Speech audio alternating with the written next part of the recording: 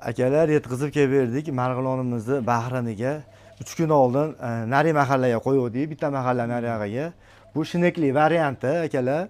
Buni ko'mirni solib qo'yasiz, to'ldirib, 2 sutka, 3 sutka ishlayveradi o'zi. 15 sekund tashlaydi, 5 minut dam oladi mana. Miyalari.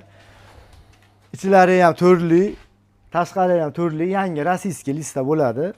Motorlari ham baquvvat, shineklari ham baquvvat. Usta qo'ygan ustamiz, mana shu usta.